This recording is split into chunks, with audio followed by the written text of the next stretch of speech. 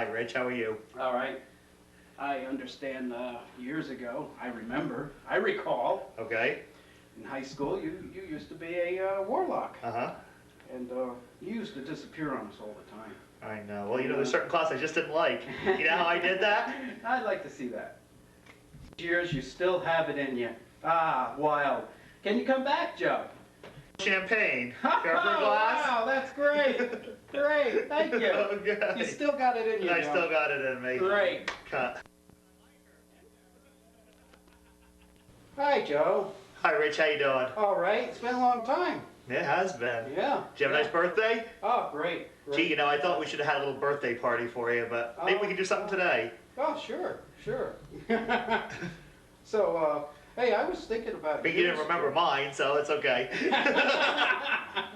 I never remember anybody's. Okay. Even Mom and Dad. Okay. But, well, Gary's with us here today, and we remember, especially Gary remembers when you went walking around our high schools and you were a warlock. Right. And you Safety net. Huh? Safety net. Safety net. Okay. You used to always disappear. Uh-huh. Can you still do that? Yeah, there were some things about school that just drove me crazy. One was English, last period of the day with Mr. Harris. I used to sit in that class and just go, Wow! Where'd you go? Joe, can you hear me? Oh, come on back. I just thought I'd pop out and get us a bottle of champagne to celebrate our birthdays with. Oh, I see you put a jacket on, too. Oh, yes, you can't drink champagne with just a pullover on. No, We'll uncork this a little later on, okay? Okay, sounds great.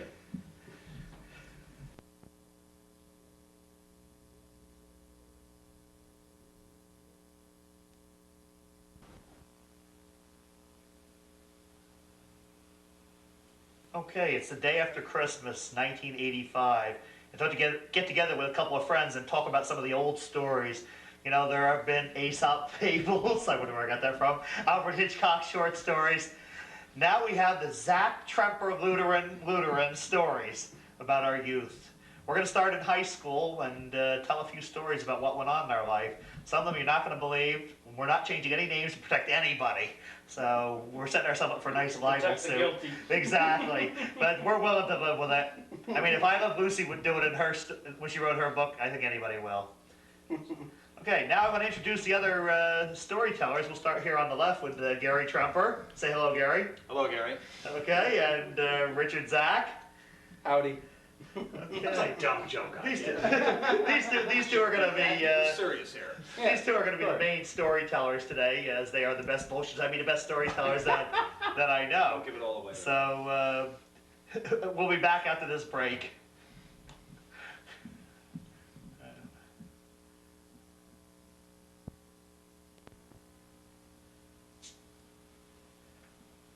Okay, we're back to our bullshit session here, where we have Gary Tremper and Richard Zach.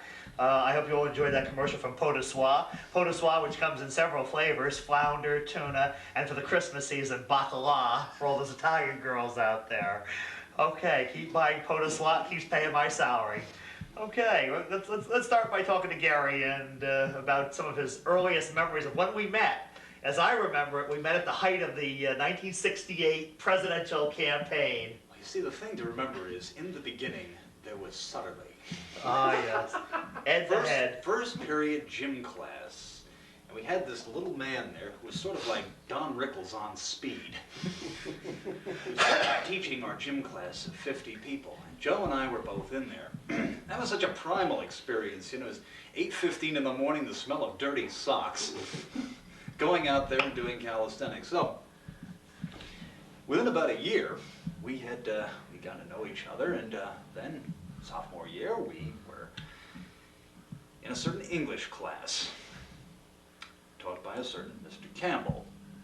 Now, after that class was over, we would go to lunch, and Richard would be there. Richard was a freshman at the time. And I think out of that came a sort of legend that lives on to this very day. Excuse me, Gary. Was Richard a freshman the first, second, or third time? This was the first time. Oh, okay. Sit back, make yourself comfortable, Gary. Just go on. This is after his second or third time in 8th grade. Oh, okay. But this is his first shot at being a freshman. Wonder why you're coughing. Well. Okay, I'm sorry. Nothing. Okay, we ran into Richard at lunchtime. He was like picking Ray. You're not much better. Ray Robinson out of the crowd in the cafeteria. Was Richard like that? Well, his laugh tended to direct attention towards him. Can you show us that laugh, Rich?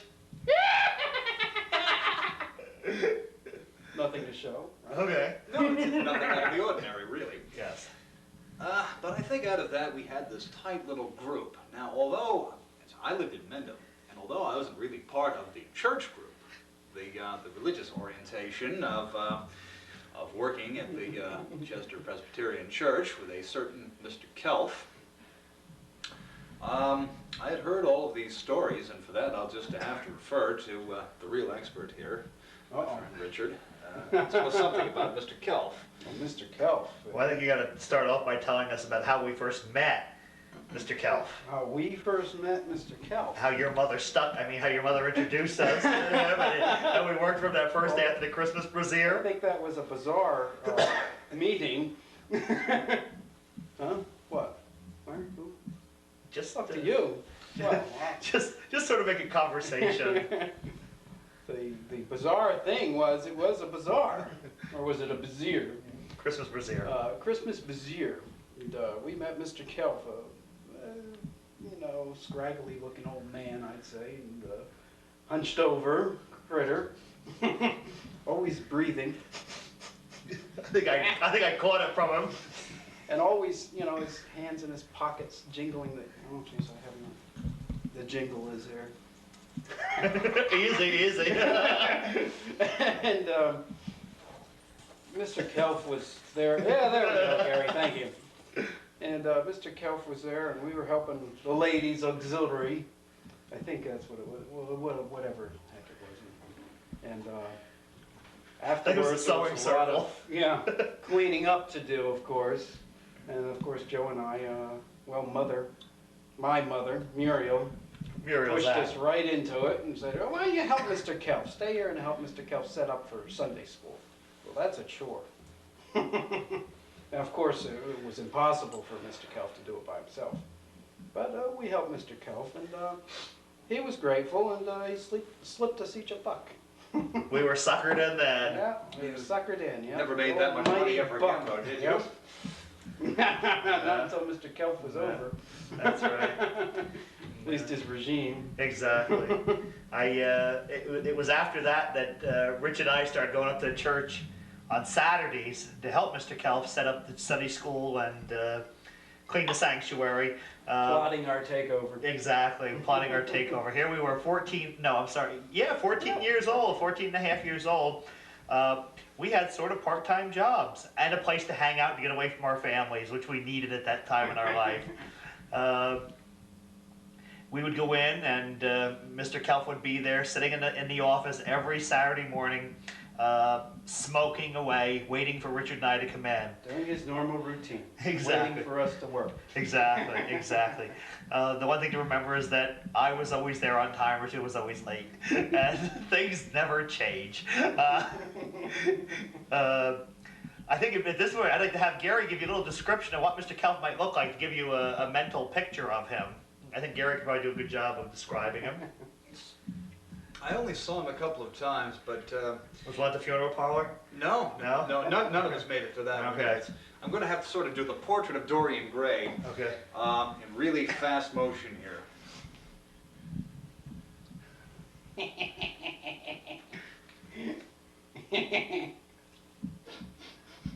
That's it! That's it! Do you have a baseball hat? you move the mic, please?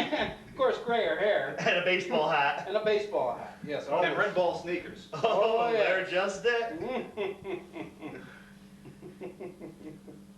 Oh. But to the best of my recollection, that's what Mr. Kelf Yeah. looked like. Yeah. But these gentlemen saw them much more than I Oh, did. yeah. I was just introduced to them. They actually worked for him. We're going to tell a couple of funnier stories, and again, I'm gonna go to Richard because Richard has a much more prolific memory than I do about how things happened. I remember the time we decided to paint the Fellowship Center and do the floors and everything like that. I think Richard could tell that story about Harvey Gearin buying the paint and everything. Oh, yeah, Harvey. Good old Harvey. The church always used to look at Harvey when they needed something. He was a rich old curmudgeon. Yep, Harvey was good for money. That's about it. That's about it. He'd fall asleep every day at church. Every time he was at church, he'd fall asleep and he'd start snoring in the middle of the service. Well, he's not the only one, though. No, there were many of us.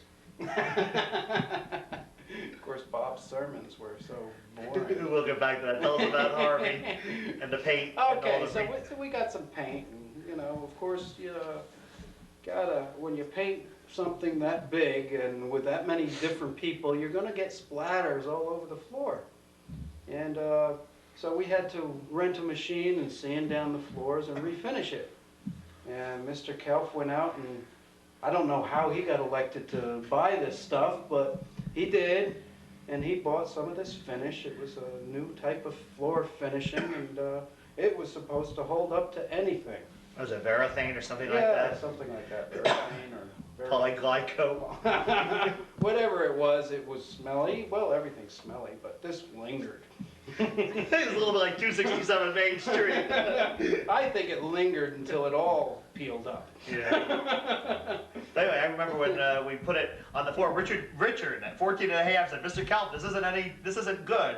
This is not the right thing to put on a gym floor. And he gave him the old, Ah! What do you know? exactly. You're just a kid. So we took the big dry mops and we spread it. And it dried, it looked beautiful. It really did look beautiful. Yes, it did. Until we started dragging the tables across the floor and it started peeling.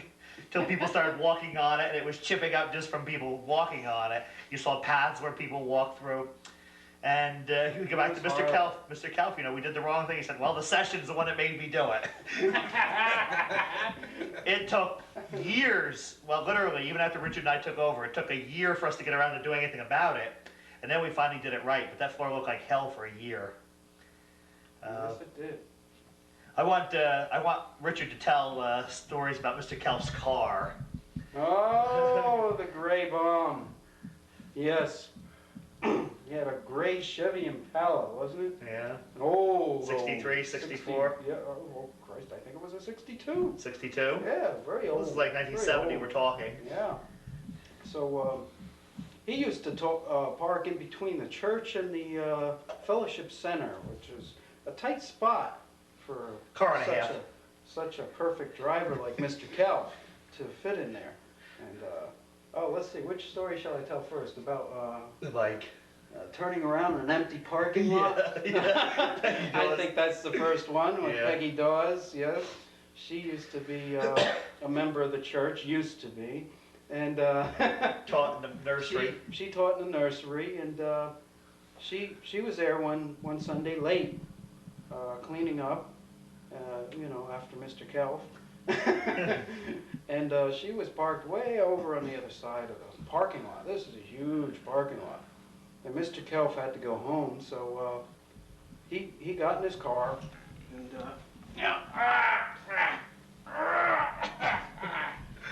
sticks the key in the ignition. Car started, but he's still cranking away at it, and then puts it in reverse and drives forward. Then he realizes forward. it stops short. It's a riot watching this gentleman drive. Then he finally puts it in reverse, and he floors it. He goes, whoa, way back. He doesn't look behind him. And sure enough, the only car in the parking lot, Peggy Dawes's, and he hits it. Opposite side of the building. Gets out of the car, scratches his head, and we're inside watching Joe and I. Laughing Laughing hysterically. hysterically, and we caught him saying something. He said, "Oh, Peggy's gonna kill me." And he scratches his head, and he gets in his car, and he drives away. Well, Peggy squealed. Dawes didn't know he hit the car. We squealed. We squealed. Yes. Yes, indeed. So, well, the next time, Mr. Kelf had to Take out the take garbage. out the garbage, That was a So- big ordeal because there was too Oh, much garbage too and no much room garbage. to put it. Right, and so we'd stuff, oh, he had a large trunk though, and we'd stuff the trunk with all those galvanized cans, and we'd Then get we- in the car along with Mr. Kelf. That was Me our in the first middle. mistake. I Joe was in the always in the Yeah, middle. I always put Joe in the middle. Come on, Joe. Yeah. I want to be the first to skate. And we back out as normal. He starts forward first and then backs up. We had to show how he starts the car again. Oh, no. He always gets in the car, struggles in, starts it again. I think it started, Mr. Kelp. Oh. Well, he puts it in reverse and goes flying out the good thing the parking lot's empty whenever Mr. Kelp leaves. Richard and I are looking to the right, laughing our asses off.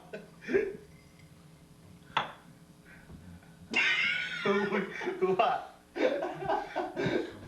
So,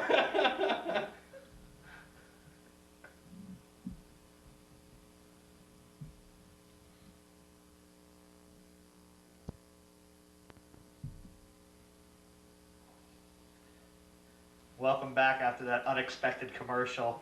Our cameraman decided he needed another beer, so he had to cut away for a few moments. I'll tell you, these people. That's right, these network people.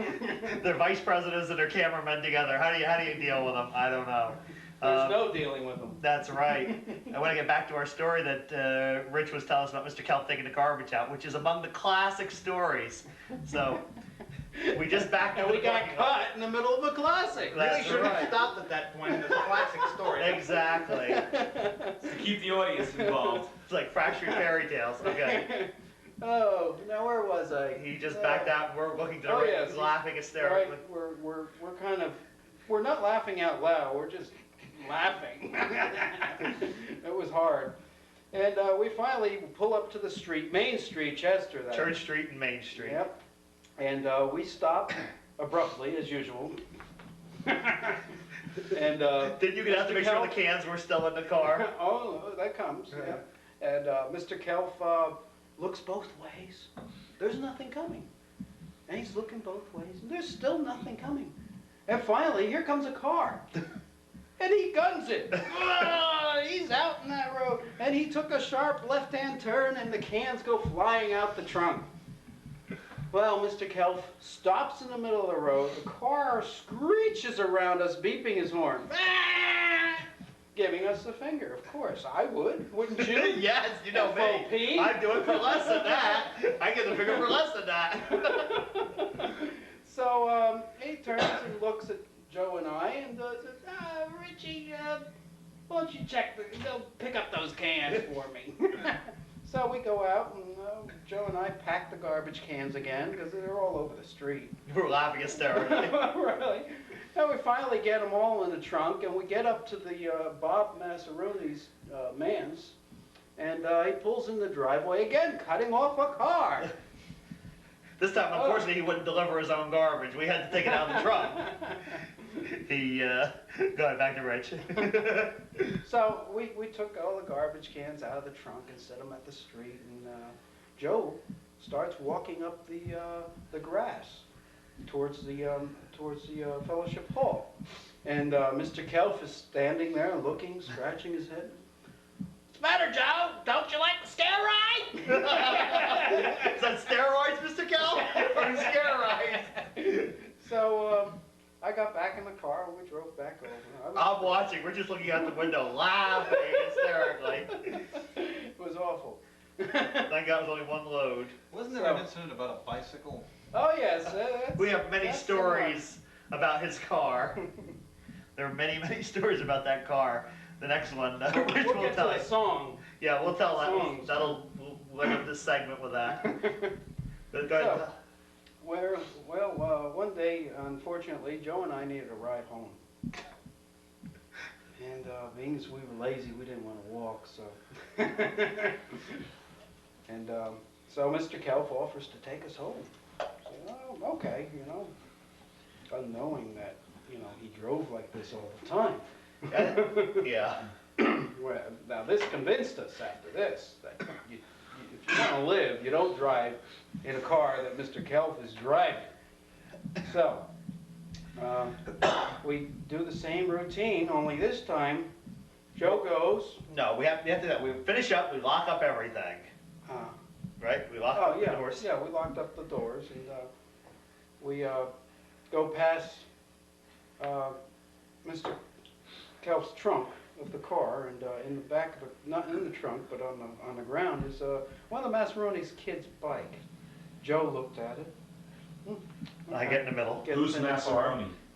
Oh, Massaroni, that's right. He's the minister. Massaroni is the minister. And Gary will describe Bob a little He's bit later got- for yeah, us. He's got a couple of, Bob what do you want to call them, monsters? Yes. At that time they were. Yes, They're probably decent kids now. yes, I know. Probably Richard could likes con- one of them. Could con the best of them, right? That's for sure. God. So, Joe walks past it, shrugs his shoulders, and just gets in the car. I delegated it to Richard. I look at it, and say, oh, what the heck, I'm not gonna Mr. pick Kelf it up. will get it. Mr. Kelf will get it, right. And, so I get in the car. Mr. Kelf comes out, sniffing his way through, locks the door. Ah, damn thing! Four different keys. Oh, ow!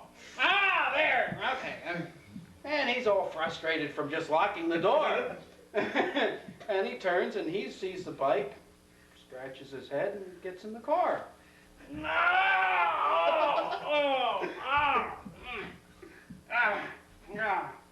Gets his keys out. Oh, damn! Oh, damn!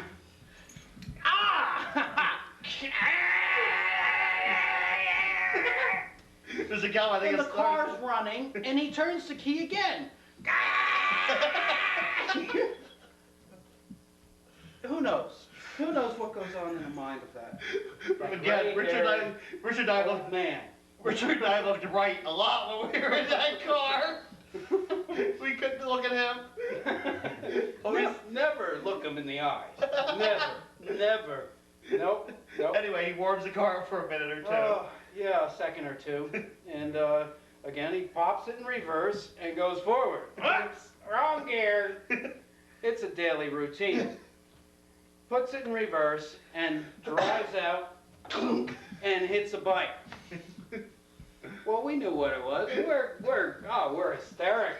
We're in hysterics. Here's an example of these. We're in hysterics. So he goes forward, and I don't know what's going on in his mind, but we know what's wrong. He puts it in reverse again and goes over it again. Still with no success. Pulls forward, stops the car, puts it in park, turns and asks, Richie, would you move that bike?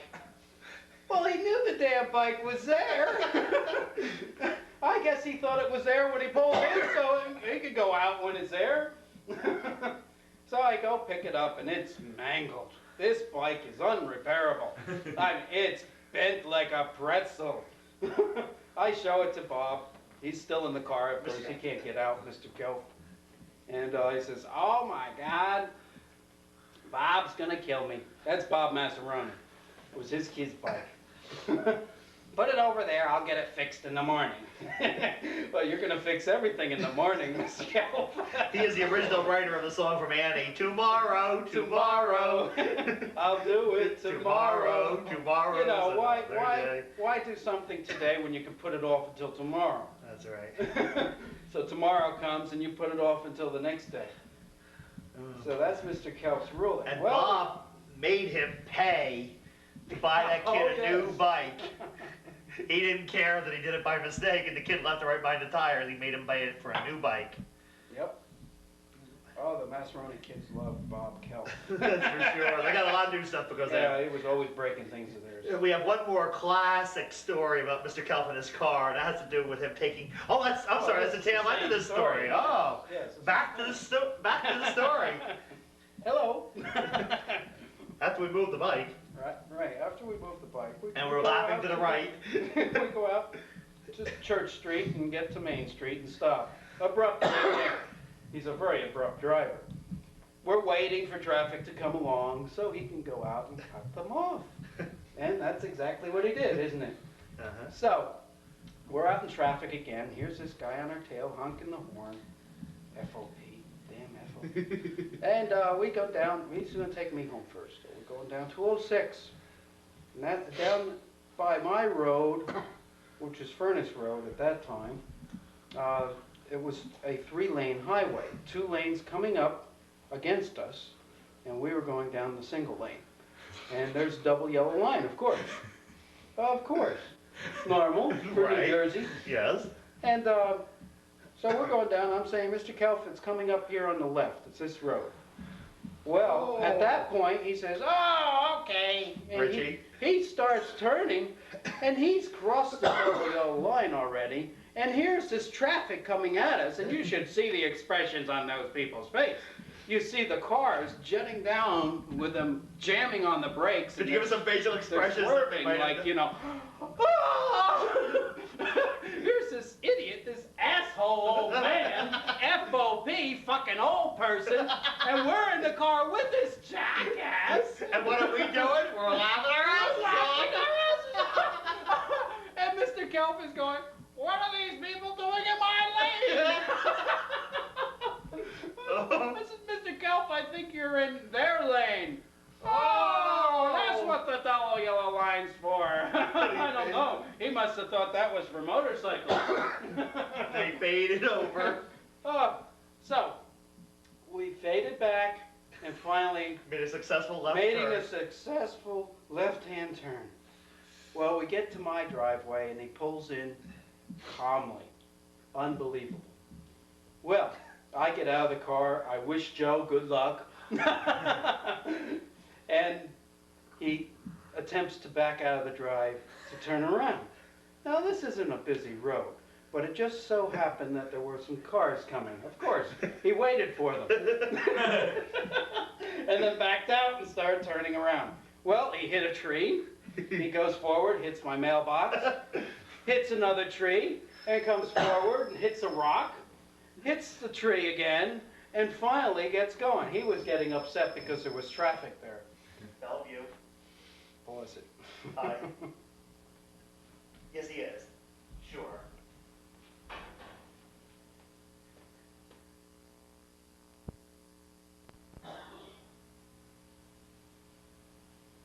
You have to excuse that interruption. The fucking phone rang and it was my goddamn mother. Well put. Subtle. Unassuming. Right. Now, where was I? Oh, yes, Mr. Kelp. I'm gonna hit the mailbox. Yeah, he hit the mailbox and the milk box and the tree and the rock, and finally he got going down the road. I don't know how he made it, but Joe had a continued scare ride, and I guess it was non-eventful, wasn't it, Joe? Yes. Yes, very non-eventful. But you'll always remember my face. Yes, I'll always remember. Hold on, let me have that face. Wait a minute. Always remember Joe's face as he's looking at me. He was just terrified. What else should we go to now? Well, it seems to me that there was an incident Cars. concerning a teapot, Oh, the teapot. Yes. which led to Mr. Kelf's untimely resignation Yeah. from the employ of the Chester Presbyterian Church. Yes, that's right. The teapot episode. Bruce did it. Bruce did it. Oh yes, Bruce Simmons was another character that we knew. Thank God I can say that now. I don't know We him treated anymore. Past tense new instead of New, no. right. And, he was Go on. Bruce Simmons, initials, BS. They fit him well, I'll tell you. Isn't that right, Gary? I would say so, yes. At least. BS artist. So, oh.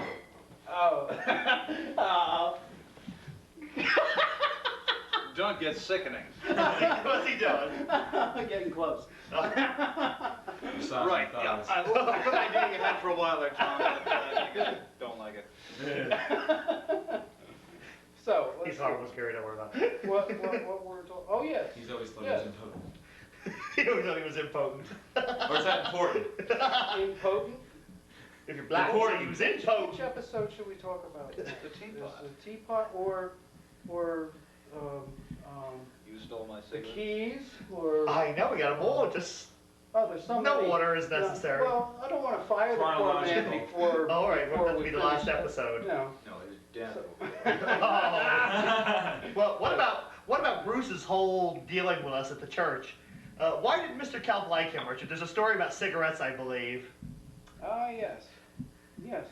We used to always sit in the church office. Okay, we used to, we... Keep it over there. Drive people Alright. crazy here. We used to sit in the church office and smoke cigarettes and, you know, drink tea, iced tea normally. And call Mrs. Groom. And call Mrs. Groove and make recordings and, you know, just basically clown around. Very rarely did we work. I mean, work? What was that? We did what we had to. Of course, when we did it right, and it looked good. It always looked good. Certainly better than When we had a job to It wasn't do. hard to do better than Mr. Kelp. No, when we had a job to do, I saw to it that I got it done. Right, Richard came in and That's watched right. occasionally, but I got it done. right. So, well, Joe's a good commander. That's right. That's a German heritage. So, Deutschland, Deutschland. Go ahead. where were we? Let's see. Mr. Kelp. Yes. Oh, and the cigarettes. Okay. Well, one day, Mr. Kelp was gone. He left early as usual, and left his True Blue cigarettes around. Now we have to tell you that he locked up the office before he left. Yes, of course. But did that keep Richard out? He didn't No. realize that we had keys of our own. Nobody realized that at that time. And before keys, there was always a screwdriver. There's always some way to get, you know, a lock is just a deterrent, that's all. It wasn't going to stop Richard. So, we get in the office and we smoke up his cigarettes, okay? And, well, actually, we smoked a couple and washed them down the drain because they were horrible, horrible cigarettes. What did he smoke? He smoked True Blues. So, the next day, Mr. Kelp comes in looking for his True Blues. He left them at the church. And of course, he figured, you know, they've got to be there, right? Who's going to steal them? Well, he figured wrong. Well, Bruce had been in trouble and sent away to school, and he had left that day. And Mr. Kelp came back in. Oh, who stole my cigarettes?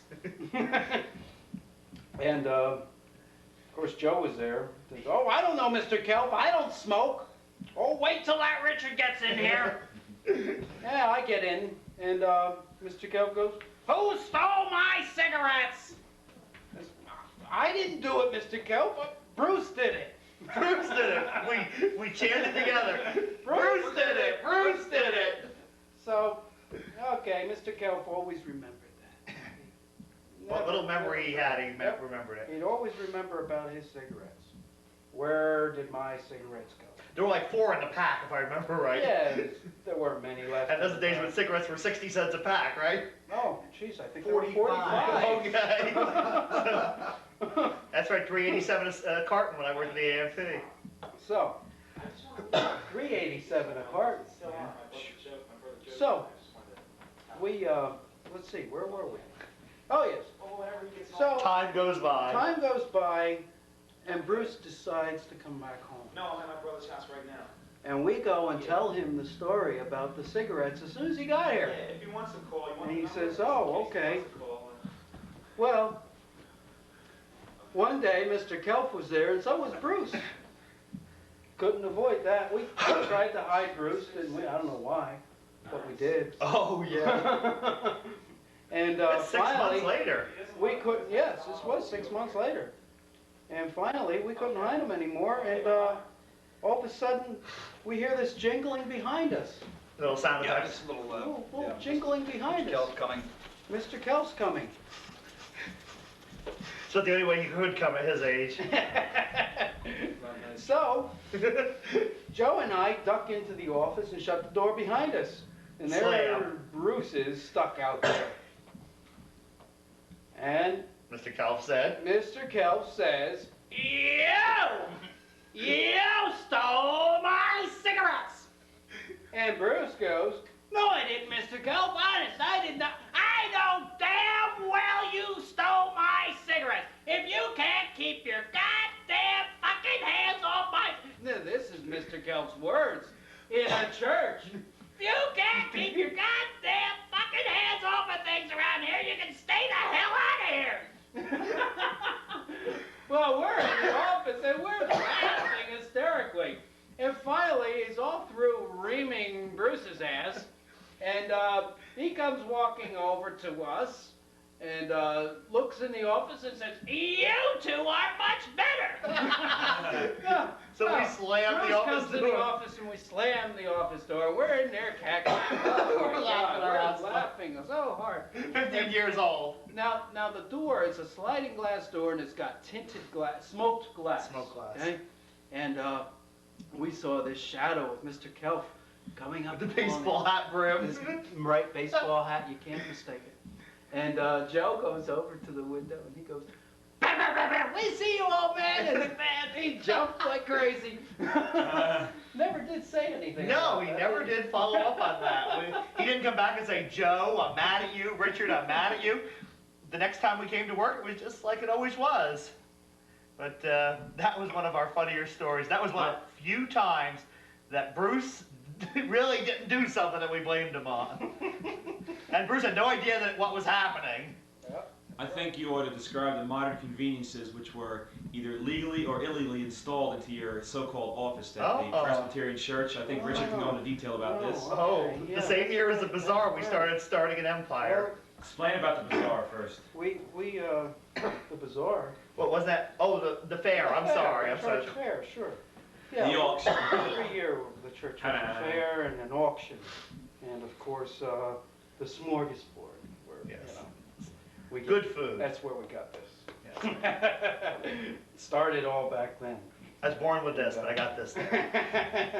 Born with what? I don't think you want to show that. I don't have a microscopic lens here. Oh. So, Hey, just because you didn't develop doesn't mean I didn't. well, while I'm telling the story, Freshen? refreshing. Yes. Was it okay? Yes, fine. So, let's see. The church fair had the auction, as I was saying, and You have a preference? we would always go up there and stay late at night, getting things ready, and just, a lot of times we'd stay overnight just to protect everything. Of course, they didn't have anybody there to protect them from us. Because, of course, we had our dinner, and we'd always get into that locked-up freezer. And as I said earlier, there's no key that can keep us out. And so we'd filter through all the debris in the parish house where we kept all these items for the auction. And we take things like a TV and a couch and a desk and cabinets and things like that. We found this room downstairs that was full of junk, nothing but junk. Didn't even have a floor, it had a dirt floor. So we cleared it all out, gave it a nice paint job. I even put electric outlets in, and we started setting up our office. Had the TV and everything, and I wired down a telephone. Now this telephone I hooked into the payphone, but I hooked it before the payphone where we could call out for free. You didn't need a code to get through. So we made free phone calls anywhere that we wished, and it was charged to Ma Bell. At 15 years old, Richard knew how to use a black 15 years old, box. right? And I was just telling Joe here about our office and how we emptied out the garbage hole. No floor, just had a dirt floor. Yeah, the Boy Scouts used to put junk in Boy it, didn't Scouts they? had junk in it. The Boy Everybody Scouts. tossed their junk in it. All the paper decorations and stuff for Christmas Crap. and stuff. It was crap, is right. All of it. It was all moisture. Damaged. We Damaged. threw everything away. And I put electric outlets in. Here I am, how old? 15 and a half. 15 and a half, and putting in electric outlets. Of course, that's supposed to be a licensed electrician. Well, you knew more about I it knew than more most. than a licensed electrician, so what the hell? Yeah. So we had this phone, Painted the it. Erica phone, and one day Debbie Garrison, she was one of our sluts. Cohorts. Cohorts. Cohorts, right. She was downstairs talking on the phone to Lois. Rogers. Huh? Rogers. Roger. Lois Roger? Yeah. Right? And she's talking on the phone, and all of a sudden Mr. Kelf comes in. He just sort of stuck He his just head in. stuck his head in. Oh, this is a nice place. You know, he's just seeing it for the first time. And I said, oh yeah, you like it, Mr. Kelf? You know. Did Richard describe it to you? We had TV, Oh, we yeah. had telephone, Yep, we had everything. running Couches, water, Running water. we had yep. the toilet pipe going through the office. I mean, what other decor could you want? It was comfortable. Richard put in some heaters. Yep. We had a secret hiding place where we hid people occasionally. New furniture every year. A bigger TV every year. We finally got up to color, didn't we, our last year in Yes, charge? last year we were there. Yes, we finally moved up to color. But I will never forget when Richard was starting to build the empire before me. Richard had a lot of ideas before I got there. But we were working upstairs at the smorgasbord, and Richard said, let's take a break. So we went downstairs to sit, and he had furniture in the one nursery school, Sunday school Right. class. And he said, well, TV in the cabinet. Remember all of a that? sudden, he opens up the cabinet doors, he's got the TV hooked up with the antenna. I mean, I couldn't believe it. I said, where'd you get this stuff? And he said, the ceiling did fall in upon me. No, he found it, he took it from the church auction. And from there on, we just built and built. We said, we gotta have an office. If we're gonna work here, we gotta have an office.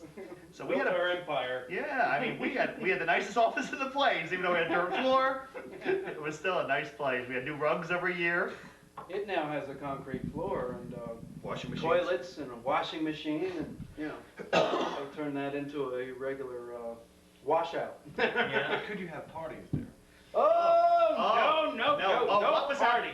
Oh, okay. I was very political, and what was it? Governor Governor Graham. No, Minor. What am I talking about? Minor, Bob Minor was running for governor against Cahill, I guess it was. Right.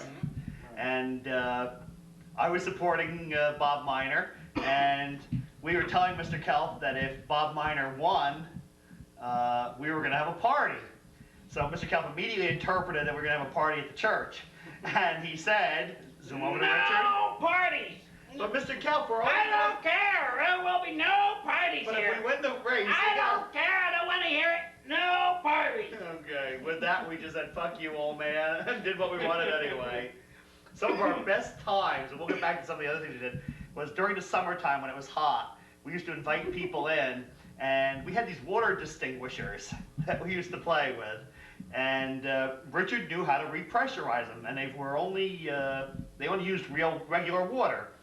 So we got a bunch of people over there one day, and we started to have fire extinguisher fights. Because during the summertime, we cleared out the whole basement, and we moved all the partitions somewhere else. And we just got the fire extinguishers and just played with them. Of course, Richard always had a few in hiding, as well as the one that was the CO2, is that what you call it? The one with the white foam. And he'd come out from nowhere after he got drenched and start drenching us with the CO2 stuff. But tell about what happened. Some heinies off. Exactly. Tell about what happened one day when we were doing it. We heard noise upstairs. Oh yeah, we heard noise upstairs. And We had about half a dozen people. We knew the noise. It was Bob. Fast-paced Mazzaroni. walk. Yep. So, of course, we had the buckets out already and the mops and everything. So, we put the fire extinguishers away, and Bob comes down. Sure enough, he says, "Oh, boys, you're working late." I see you're doing a nice job, and we've all got mops in hand. And we're soaking all wet. soaked, and we're just mopping up the mess. Oh, you worked up a good sweat, boys. Oh, worked up a good And Debbie sweat. was there. Debbie He couldn't was tell there. she was a girl, I guess. But anyway, I think this is a good time to let Gary tell you a little bit about Reverend Bob. Bob Mazzaroni was the minister at the church, and Gary probably knows him better than us, and he's only met him a few times. But why don't you tell him, first of all, the story about when Bruce and the Keys, is that it? The first time you met him, wasn't it, when he was looking for keys from Bruce? First time I met Reverend Mazzaroni, well, we had somehow managed to get into the church. Bruce had his own set of keys, as did Richard, as did Joe. As did any other teenager who ever worked there somehow procure a set of keys. Too much trouble to change the locks. Exactly. So we had managed to, we were in there, and in walks this short Italian fellow, whom I took for, A pizza parlor man. no, not that classy, not that classy. I would say somebody who, say a tar mixer for the county. Okay. He came walking in, dressed as a tar mixer for the county. Bandana on. Yeah. No, this is pre-bandana. Oh, okay. This is back when he was still respectable. Okay. Before he went Woodstock. you know. Okay. So he came in and he said, "Bruce, what are you doing in here?" This is the way he talked.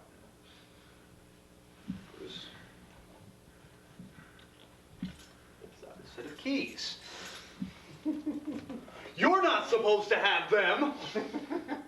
Always talked a little bit like Felix Unger. "You're not supposed to have them." Got him. Next thing I know, Bruce is running out of the room. Reverend is chasing after him. I look in the Literally next running. room, and they're wrestling for the keys. A reverend and... Yes. Yeah, yeah. He was a very distinguished He's got fellow. cut-offs on and his bandana around his No, head. he's wearing overalls. Oh, was it Different overalls? incident. Yeah, and he's just. He was out doing something in the garden, Mhm. tilling the garden or something.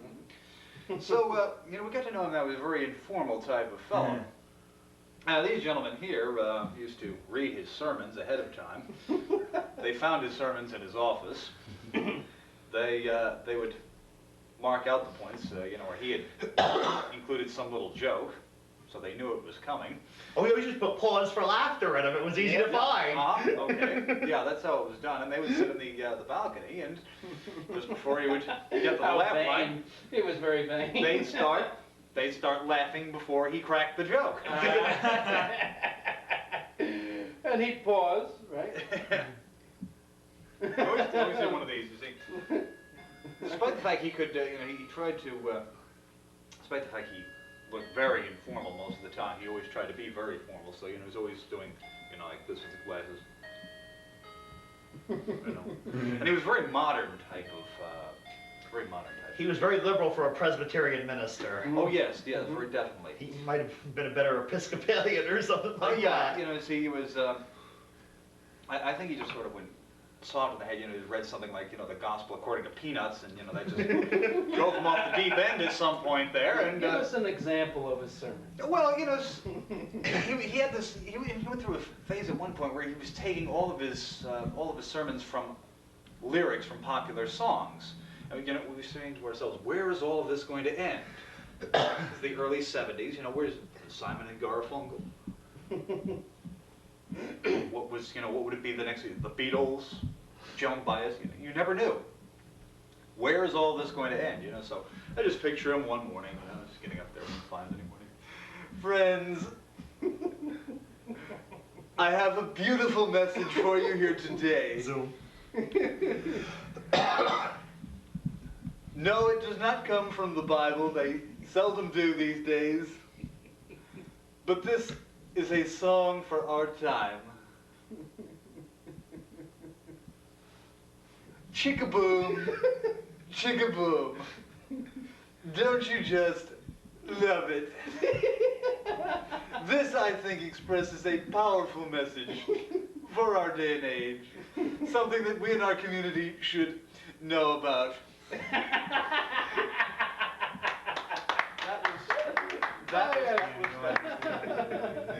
That was Reverend Mazzoni as I remember him. He eventually, like I say, got a little bit farther into the Woodstock persona. The bandana, the cutoffs. We were wondering if any of this was ever going to show up on Sunday. But no, on Sundays he would deliver his flower child message. Wear his collar. But he would always wear his collar, and always We never knew if anything was on underneath, though. Now we can suspect it. That's right. Now we can suspect. No, we used to babysit for Mazzaroni and his kids. Oh God, those brats. Oh God, yes. Joe, you've got some exciting stories to tell Well- about that. Bob and June Massaroni were a very interesting couple. I don't know that there was any of the true, quote, love that you really need to have a marriage, because June wanted absolutely nothing to do with his job as minister. And she was a music teacher, I guess, right? And she had no patience with kids. So Bob and June, for some reason, couldn't have any children of their own, so they went out and they adopted two children. They were brothers. And these kids were impossible. You could not take care of them. They would never have girls babysit because you physically had to pick them up, carry them in their bedroom, and lock them in at night. Brotherly love. They really were rough kids to take care of. But I'll always remember the night that Bob and June separated for the last time. June used to leave Bob regularly, but when she left him for the last time, it was like May 1969 or 70, I've lost track. Oh, it must have been later than that. I think it must have been. Because 1970 I went to work for the AMP, so it had to happen before that. Realistically, we started 67, I think, at the church. Okay, but it was May, right? Yeah, Okay, so they still had the Christmas tree up. yeah, the Christmas tree was still up in May. And as Bob is still upstairs getting dressed, June goes to me, Joe, take the Christmas tree down. I can't take it anymore. It's dried out and everything. And she said, Bob just doesn't want to do it. So as soon as they're out of the driveway, the kids and I start taking the Christmas tree down. They had a huge tree. It took us about 3 hours to take it down and get it outside. And I had asked her, where do you want the tray? She just said, just throw it on the front porch. Well, when they came home, Bob came storming in the door about 1 o'clock, and he was screaming Mimi, saying, what is that tree doing out there?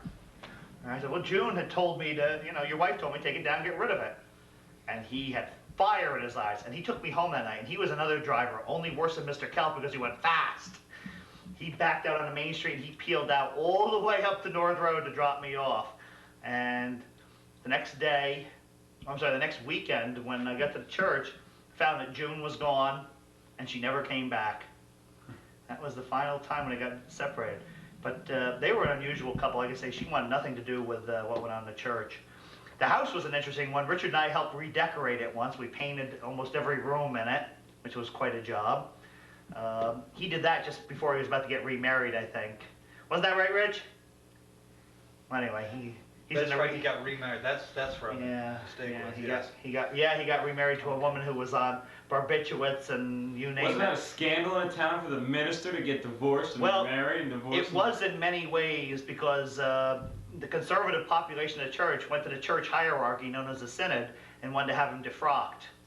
And I didn't think it was worth it. He's a human being himself, and he's not happily married. There's no reason to live with somebody you're not happy with. I know I found that out as I got older. Yeah, she kept leaving him.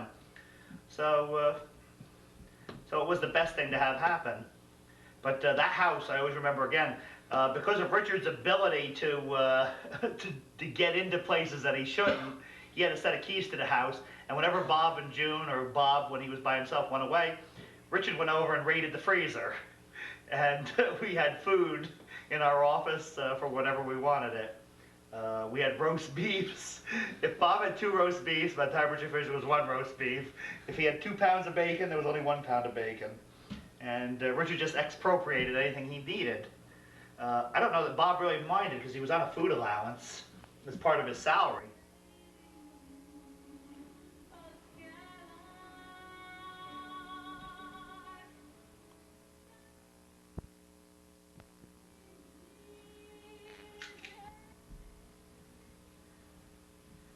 And you too should be, as our cameraman says, never happy with a used box. Now back to our program. I forgot where we were. At this point, I'm going to pan back to Mr. Zach, This is the snake. so that he can tell the story about the smorgasbord years.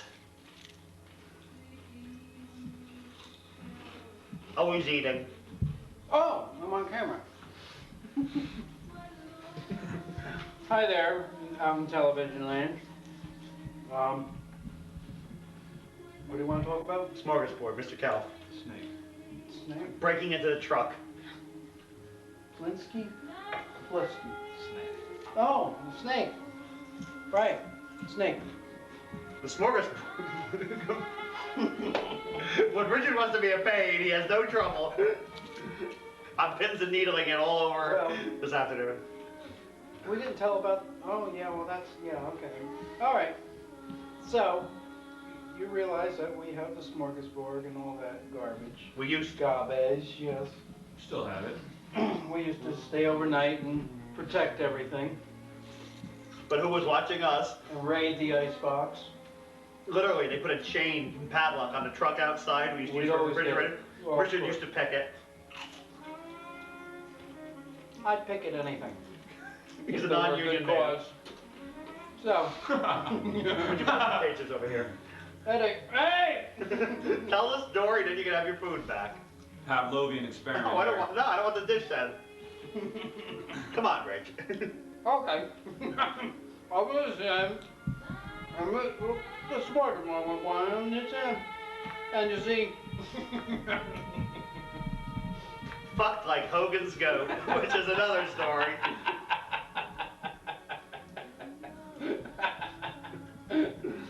He's funnier than two barrels of shit, isn't he, Thomas? We always had the smorgasbord. It was always set up nicely, I think.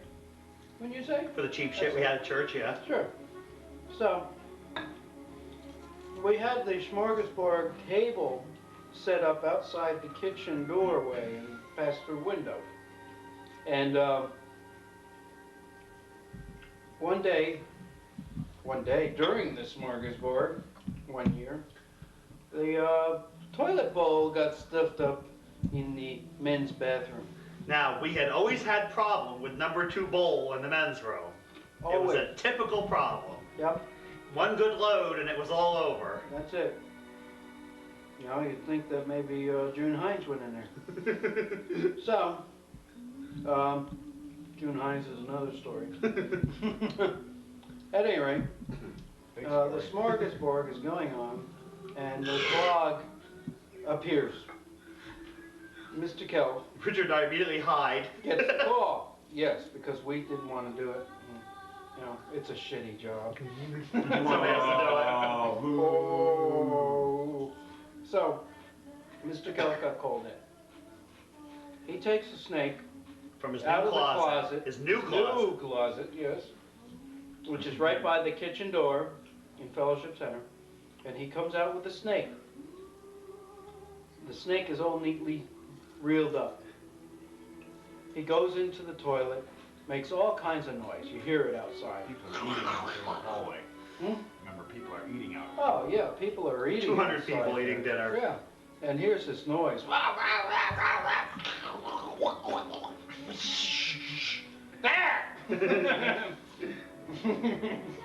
Mr. Kelp comes out, plunger over his shoulder, dripping, and the snake, leaving a trail behind him, he's dragging it.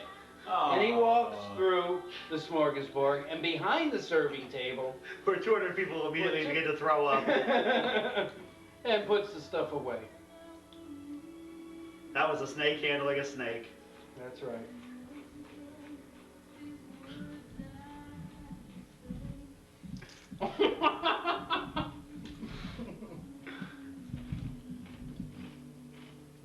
The next day we were fired.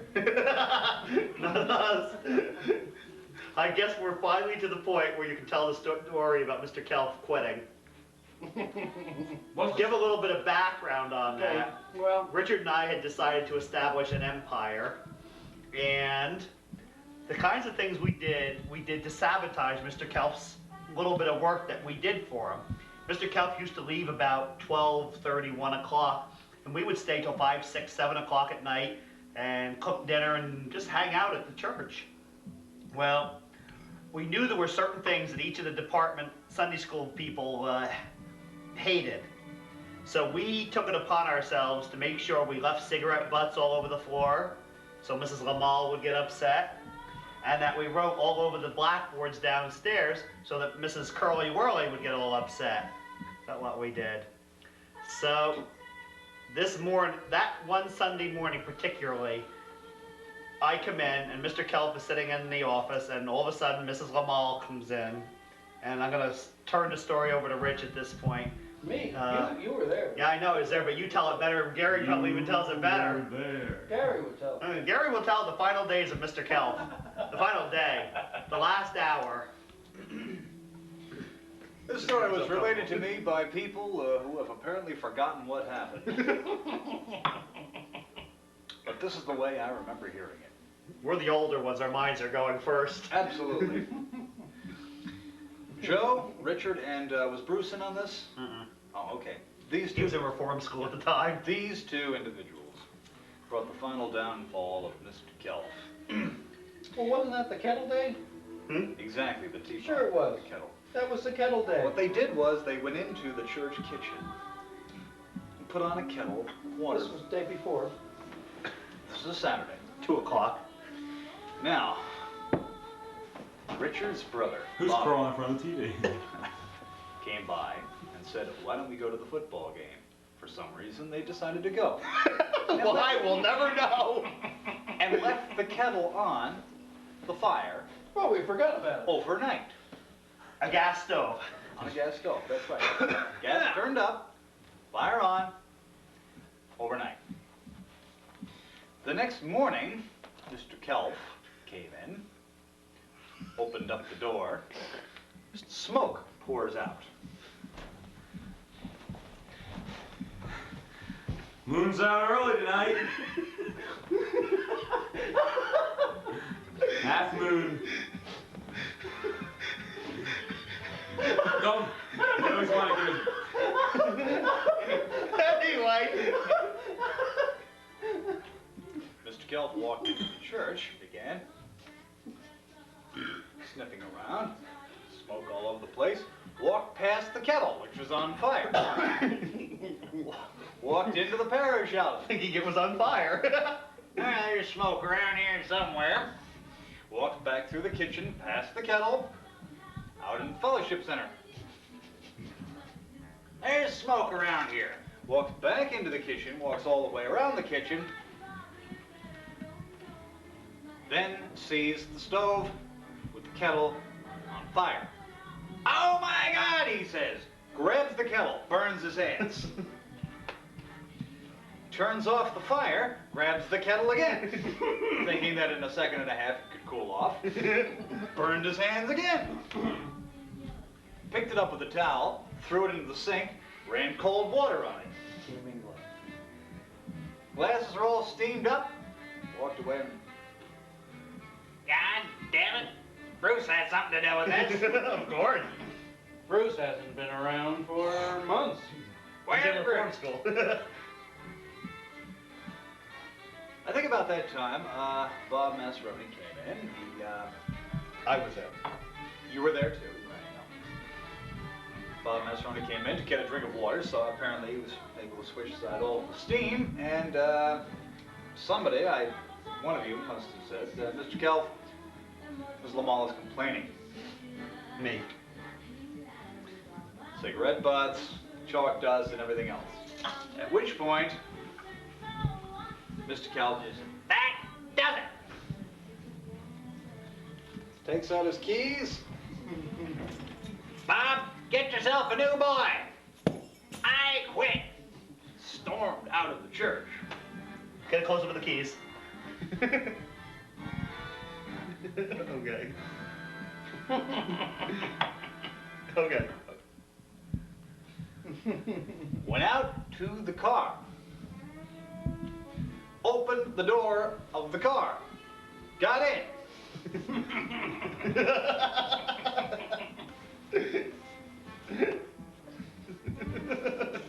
Getting out of here. Goodbye. Reached for his keys. God damn. Opened the door back up. Back out. Of the car. Back into the church. Where Bob and I are talking. Came back for his keys.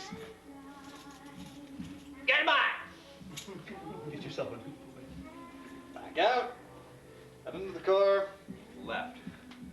He said, I quit. You can get yourself a new boy. He already said that. Did he? Yeah. Oh, I'm sorry, I missed that. Through the keys. Oh dear. You're not listening. I am. I lost it. Idiot. You're getting as old as Bob Gelb. So, with that, I'll just have to say there really wasn't too much more to the Mr. Kelf stories except for when he passed on. Was he ever seen again after this incident? I've heard, you know, the story usually was, you know, if anybody said, "Did you really quit?" He said, you know, "No, I'll be in church every Sunday, but I That's will right. not work there any That's longer." right. And we never saw him at church. He never showed up. We then- visit him on Halloween. Mm-hmm. For eggs at his house? Richard did. Did you really? And we stole his Chris and firewood. I, yes. And we'd steal his firewood. Kelpwood. Did It he would live- do Why nothing. did you call it Kelpwood? Because it would do nothing. It would wouldn't burn? sit there, it was petrified, and it would never burn. See, he never worked. Nothing he ever fixed worked. So when you had wood that wouldn't burn, it became kelpwood. King Didn't Kong. go. Did he live on Mountain View Drive? Yes. Mm-hmm. What are you playing with the camera, Thomas? Up, down, up, down. Always You playing with worry about something. the acting and I'll worry about the Always audio playing with visual. something. Let the technicians handle it. Okay. I want to make it go like that, I make it go like that. This thing's broken, it will stay level. But Richard and Bruce used to drive by the house occasionally, I guess, and yell at Mr. Kell with the We see you, PA. old man. We have technical difficulty. We'll be back with this in 1 minute. You One fading day, out? Are you fading out? If I go like Mr. that, I'm fading out. If I don't go like that, I'm not fading out. Mr. Kelf's Fuck you and the horse you rode in on. son, Bobby. Stuart, saw us driving by in my GTO and going beeping the horn and yelling, We see you, old man. Bah, bah, bah, bah, bah, bah, bah, bah, bah. and he happened to be outside. He jumped into his wagon, his family wagon, big boat, and decides to chase us. Well, Dirt roads. he kept up pretty well, but, you know, the GTO left him in the dust. He knew who it was, though, didn't he? Yeah, he knew it was us. Who else could it be? Yep. And then that one time, hello. It's like one time- non-union help. It's like the mechanics for People's Express. Oh, we're in. Yeah. But one time,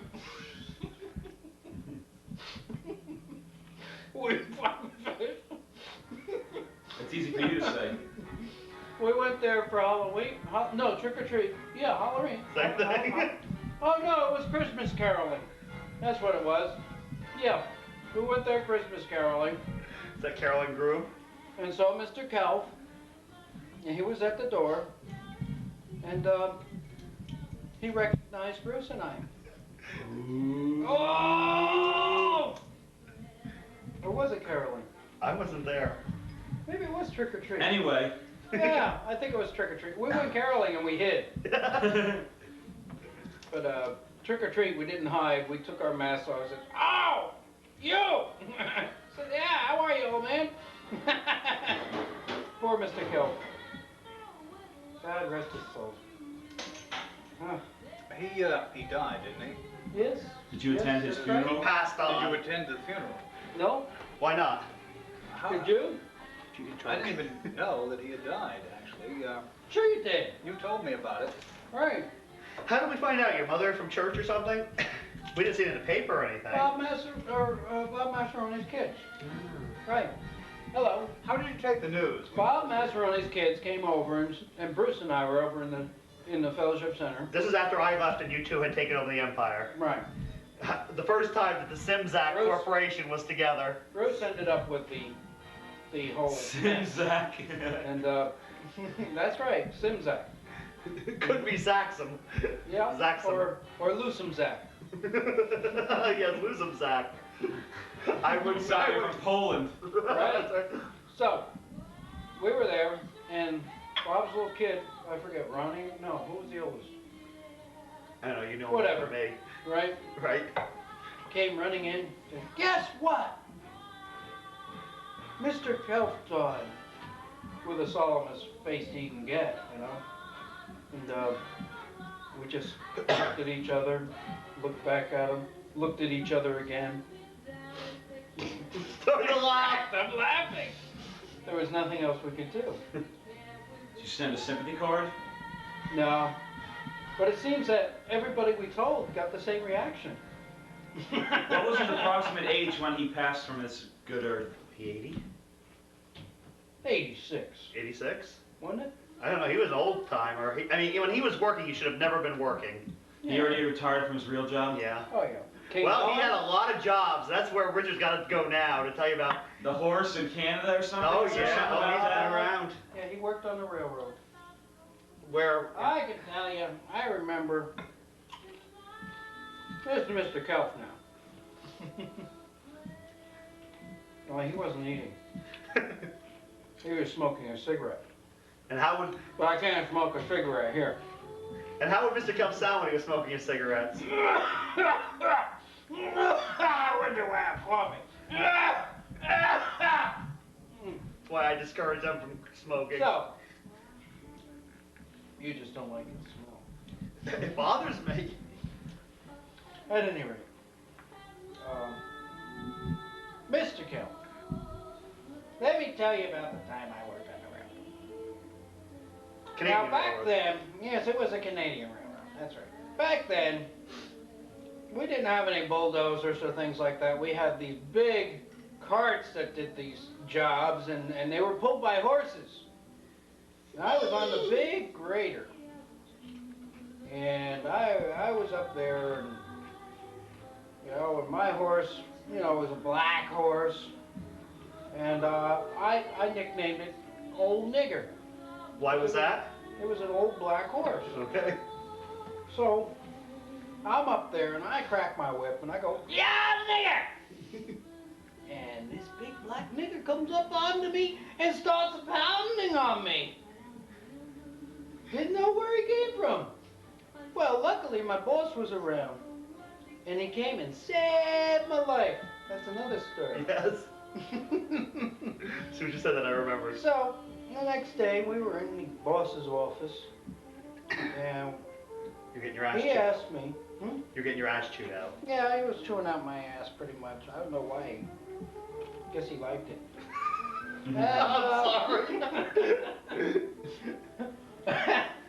And I told my boss. And I also told that nigger, who was also in there with us. Now, I Chewing said- out your abs? No. No. I turned to that nigger and I says, "Nigger, I never in my whole life ever called a nigger a nigger." And the next day I quit. You had another job at a grocery store, didn't you, Mr. Cal? Oh, yes, King Cullen. They've since King gone out Kong? of business? That's where we sold these. King Kong. As in Fay Ray King Kong? No, King Cullen. It was messed up.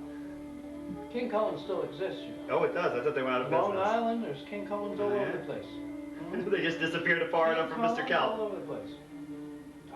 I wanted a picture of it. There's King Cullen, my God! Let's have a picture for the book. Oh! So at any rate, Mr. Kelp worked for King Cullen. This is how the story went. Or goes. Yeah, you got it.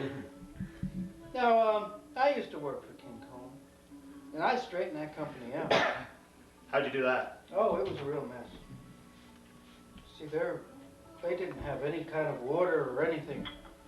And I started on there, and I went downstairs, and I started straightening things out. Now, one day I was cleaning out the stock room, which was in the basement, and it was a wintry, cold day, and you know how you get into the basement. This is in the city. You have it on opening doors in the sidewalk, and we opened up the doors, and I thought, well, you know, it was pretty icy out there on that sidewalk, so I figured, well, I better make it safer for people to pass by here, and I put some cardboard boxes and cut them up and placed them out on the concrete that was full of ice, so they wouldn't slip and fall down the stairs And cause a lawsuit. and cause a lawsuit against King Kong. Because I was a company man, and I was looking after my company. So later on that day, you were reorganizing the basement. So I was down there and I was working away, and all of a sudden I hear this noise. Bang, bang, bang, bang, bang. Oh! And I go over to the stairway, and sure enough, some dummy went beyond the barricades and fell down the stairs. Well, I told him, that's your fault. He was drunk too, wasn't he? Oh, yes. Yes, He had to be, because you wouldn't slip on cardboard on ice, would you? No sober person would do that. He reeked of what did he reek of? Well, he reeked. Cigarette smoke. Yes, and I tell you, And the next day, that didn't work out too well, because the next day I was quit. how did you end up coming to the church, Mr. Kelf? It was a godsend. Oh, God sent me. Bob called, huh? Bob called.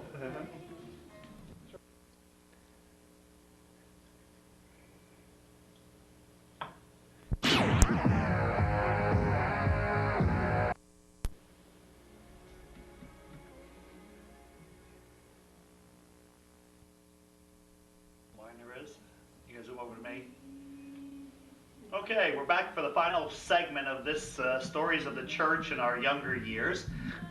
We have a few songs that were written in those days that we want to make sure that the whole world gets to hear. I'm sure you'll recognize every one of the tunes. It's the words that'll get you. So, we'll start now by doing one of the originals, Leaving in a Gray Bomb. Okay? All our tools are packed, we're ready to go. We're standing here beside the broom. Already you're a hopeless case again. All the floors are dirty, we damn well know. Mr. Kelf says, Let's pack and go! and then we'll go and lock the doors again. We're leaving in the gray bomb. Thank God we're not coming back again. Oh, Elmer, we're glad to go. Dashing through the church with a broom up in front. Richard shakes the dust all over the nice clean rug. Mr. Kelf says, Oh dear, I'll do it another year. and then he says to Joe, oh, won't you help me please? Oh, Mr. Kelf, you'll do it another year. If you wait long enough, the dust will be up to here. Mr. Kelf, you'll do it another year. If you wait long enough, the dust will be up to here. What do you get when you go to work? Macaroni got a note to give you a headache. That's what you get. It's too much trouble. I'll never go to work again. I'll never go to work again. What do you get when you go to work? You take half a chance on killing yourself. So just as my name is Robert Kelf, I'll never go to work again. I'll never go to work again. Don't tell me what it's all about, 'cause I got in and I'm glad I'm out of those pains and sorrows. That is why I'm quitting tomorrow. What do you get when you go to work? You take half a chance of killing yourself. So just as my name is Robert Kelf, I'll never go to work again. I'll never go to work again. Mr. Kelf, brave, courageous, and subtle, long may he savor his absence from labor, because it is too damn much trouble. I think that's it. I think that's our church song.